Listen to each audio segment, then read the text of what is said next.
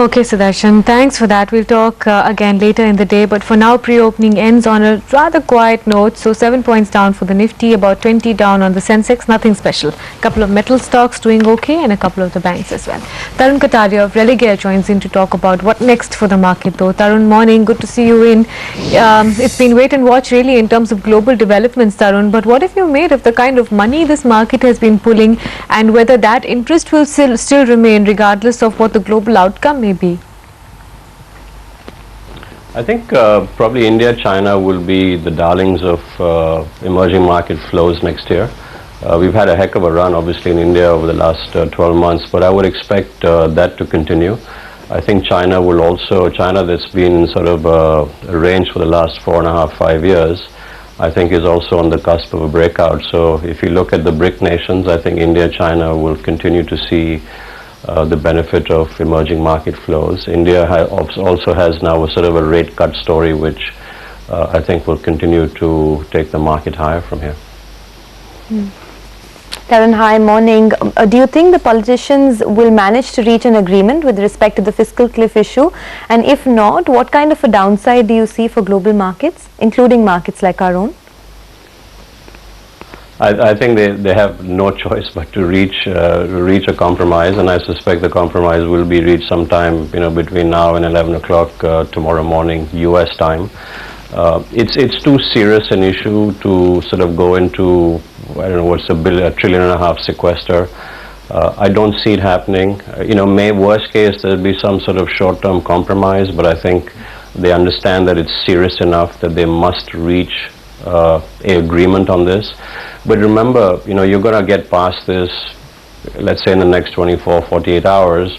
You've got you've got another thing looming, which is the whole debt ceiling issue, which I think while you've got a end of year cutoff for that, you've got probably a 2-month window between now and then, which that needs to be sorted out. So I think the point in all of this is you can expect in the early part of the year, a fair amount of volatility, because the debt ceiling, in fact, is a serious issue, and that will come up next in the next few weeks.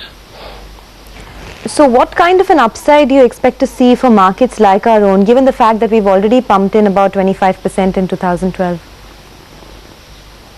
See, our call is to see a 12 to 15% return this year, on the indices. Is really not that hard. Our view as a house is that, the earnings cycle is probably at or close to its bottom. You've got, obviously the rate sensitives, generally interest rate cuts will create an environment for the markets to head higher. There's plenty of liquidity around the world. And as I said at the start, I think the flow of money will be largely into India, China. So I think you can easily see a 15% move up from here. What kind of flow is the market working with, Tarun, given the worst in terms of an outcome? What kind of downside risk do you see for India? Because moves have been quite disparate across markets in the last month or so. Yeah, listen, I think, probably a floor has been set at or close to these numbers. I think I can't see this thing headed, south of 5,600 from here. Can this end at 68, 6,900 by the end of the calendar year? The answer is yes.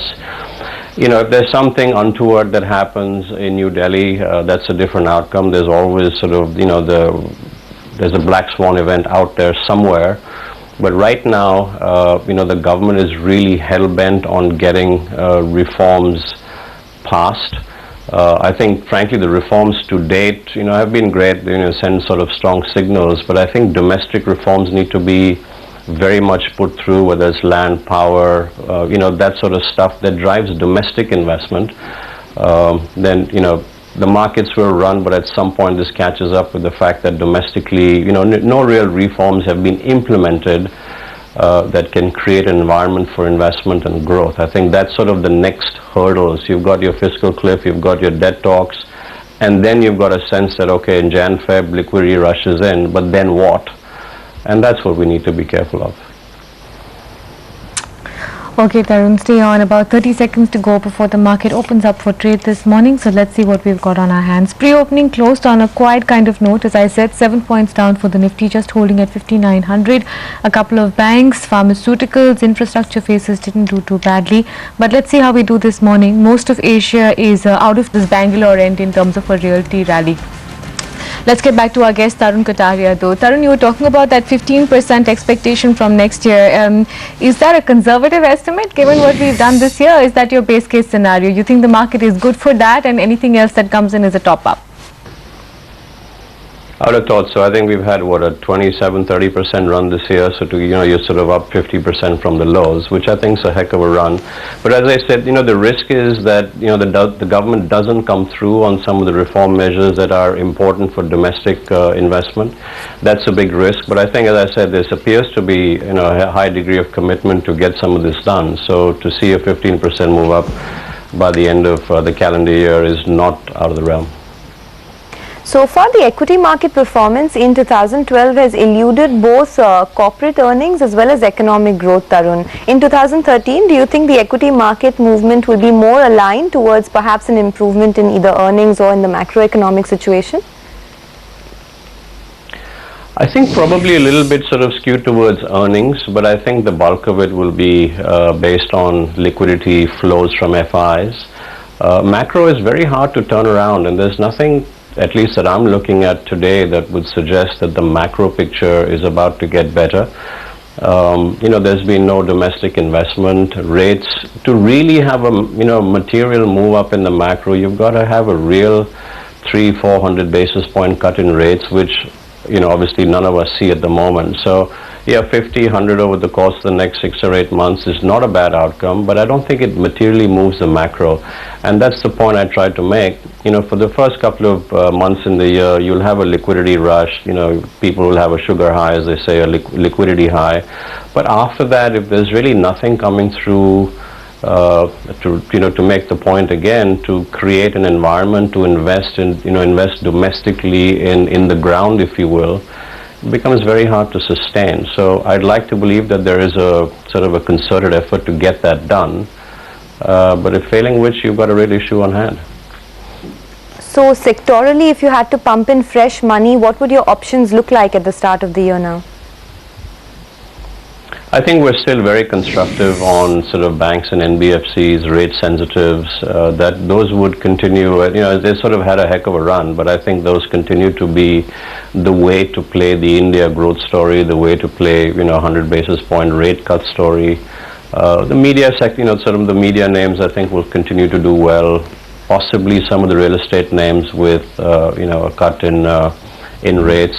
Infra, I think, will continue to be under pressure until you see, something come out of, as I say, the whole reform agenda. Those are a lot of the sectors that we've had a good run in this year. Likely the theme will continue into 2013.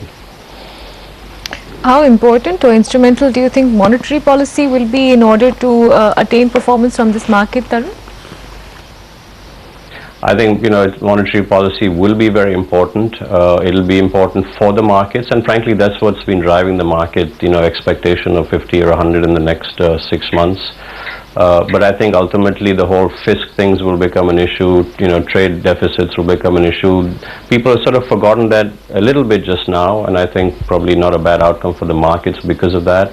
But I think once that comes into focus at the end of the fiscal year in March, as I say, volatility comes back. So you can expect a year of volatility driven by the US, by India, by China, by monetary, by fiscal policy. So volatility would be a theme. Because of the performance we've put in for this, do you expect to see a change in the nature of the money we've been pulling? Because one concern is that a lot of it is ETF-led money, which doesn't track India's fundamentals but is chasing performance. Do you expect that to change next year, or is it still hot money that's in the know? I think ETFs have become a theme, right? It's not specific to India. ETFs are the way people invest these days because it's just the most efficient way to invest. So I reckon that continues. I think what would be useful to see is that the domestic investors back, whether it's in our sort of insurance companies or mutual funds. I think if they sort of get onto the investment, sort of go long bandwagon, I think that would be generally constructive for the market. And we'd like to see some of that happen because, on balance, they really haven't been aggressive in this market. And we'd like to see actually that would be validating the domestic story because obviously being on the ground, they have a very good sense of whether stuff's happening in India or not. So if they come back, that would be a good sign to my mind. What did you make of the Bharti Infratel debacle, Tarun? I mean, in the sense that there are many more tower companies that are planning to get listed, the likes of Viom and Reliance Infratel as well. Do you see them go down the same route? See, I think there are two things that make an IPO. One's particularly in these sort of non-euphoric markets, which we're not in a euphoric market. It's got to be a quality company, and it's got to get done at the right price. And I think that's the message that we certainly give to our clients. Obviously quality companies are given, but make sure deals get done at the right price. And I think you saw what happened with Facebook. Obviously, we've seen what's happened here. The sense is, that lot of last 10% which one should leave for investors is the advice we give people. So it doesn't mean the other deals can't happen, but they just need to happen, with different price expectations or valuation expectations. Alright, stay on. We'll just need to take a short break with the note that the market has opened absolutely flat, and Bharti Infratel, second day running, that stock has lost some more ground, so more than 1% down in the red, and a couple of other heavyweights like ITC, TCS, etc. are also just that bit downbeat. We'll take a break and come back.